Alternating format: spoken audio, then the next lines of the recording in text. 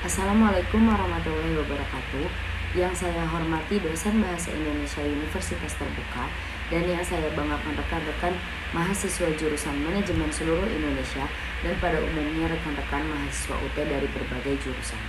Pertama-tama marilah kita panjatkan puji dan syukur kehadirat Tuhan Yang Maha Esa karena atas izin dan nikmatnya kita masih diberikan kesehatan dan dapat mengikuti kegiatan perkuliahan di UT ini. Pada kesempatan kali ini saya akan membahas tentang COVID-19 yang sangat berpengaruh terhadap ekonomi dunia, terutama di Indonesia. Apa itu COVID-19?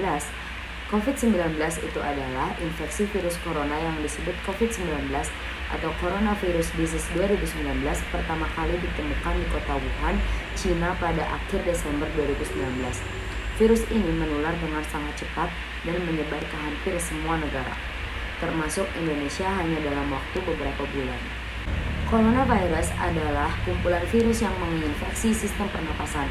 Pada banyak kasus, virus ini hanya menyebabkan infeksi pernapasan ringan, seperti flu, namun virus ini juga bisa menyebabkan infeksi pernapasan berat, seperti infeksi paru-paru atau pneumonia, hingga kematian.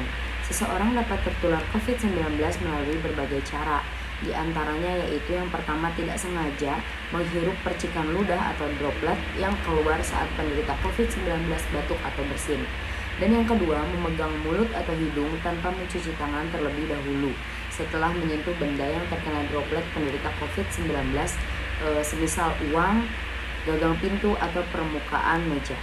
Dan yang ketiga yaitu melakukan kontak jarak dekat dengan penderita COVID-19.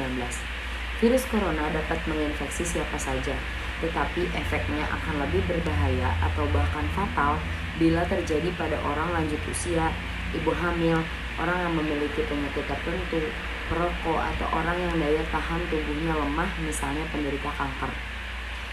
Nah, gejala awal infeksi virus corona atau COVID-19 bisa menyerupai gejala flu, yaitu demam, pilek, batuk kering, sakit tenggorokan, dan sakit kepala.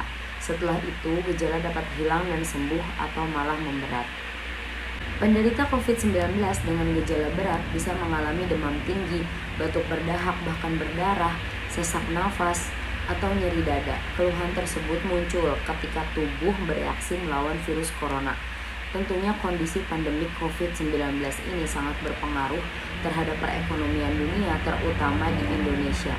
Banyak orang kehilangan pekerjaan diakibatkan dengan wabah virus ini. Mengharuskan orang bekerja dari rumah atau work from home, tetapi tidak semua orang bisa mengerjakan pekerjaannya dari rumah dan terpaksa kehilangan pekerjaannya dan mulai mencari ladang mata pencaharian baru demi menghidupi perekonomian keluarga.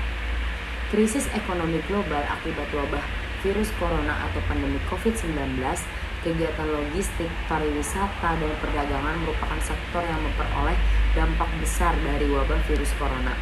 Hal ini diakibatkan larangan sejumlah pemerintah untuk melakukan perjalanan ke luar negeri dan penutupan beberapa sektor pariwisata akibat dari kurangnya wisatawan mancanegara. Dampak sektor perdagangan, khususnya ekspor dan impor, bahan baku dan barang modal, produksi menurun, barang langka, dan harga barang terus meningkat, sehingga menimbulkan inflasi. Kenaikan harga barang yang disertai penghasilan yang menurun merupakan kondisi fatal daya beli masyarakat. Sebagian bahan baku untuk industri di Indonesia sendiri masih dipasok dari China, yang mengalami kendala produksi akibat karantina di sejumlah daerah untuk membendung pandemi COVID-19. Ini menjadi sesuatu yang luar biasa, tidak terlepas dari peran teknologi komunikasi. Tingkat persebaran informasi yang cepat menimbulkan kepanikan yang dahsyat di masyarakat. Implikasinya membuat perilaku masyarakat berubah. Kepanikan tersebut salah satunya mengakibatkan ketimpangan antara permintaan dan penawaran. Sepanjang tahun 2020 dan 2021, perekonomian di Indonesia bahkan seluruh dunia menurun hingga pada tahun 2022, pemerintah mulai mengambil langkah untuk mengatasi masa pandemi ini dengan diberikan vaksin gratis untuk berbagai kalangan guna mengatasi pandemi ini.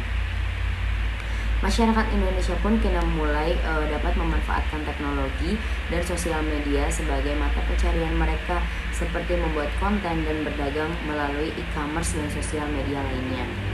Di tahun 2022, perekonomian Indonesia bahkan dunia sudah mulai membaik.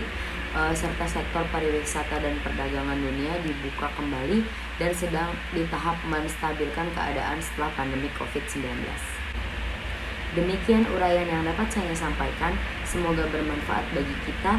Mohon maaf apabila ada kesalahan dalam penyampaian dan segala kekurangannya. Wabillahi taufiq wal hidayah. Wassalamualaikum warahmatullahi wabarakatuh.